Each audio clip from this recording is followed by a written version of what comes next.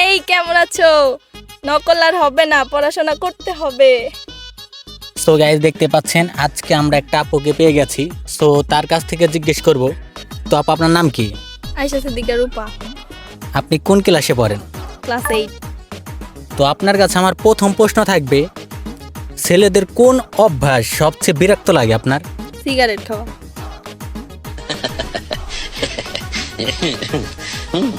আর একটা প্রশ্ন, ভালোবাসি এবং মিস করি, এর মধ্যে কোনটা সত্যি বলে মনে হয় আপনার?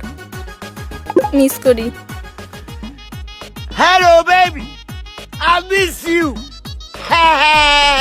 ধরেন যে এই মুহূর্তে কেউ যদি আপনার আইসে ধরেন যে প্রপোজ করে, আপনি কি করবেন? থাপ্পড় দিব। I love you. तेरी तो पागल। তাহলে তো আর করা যাবে না, কারণ থাপ্পড় খাওয়া লাগবে। যাই হোক,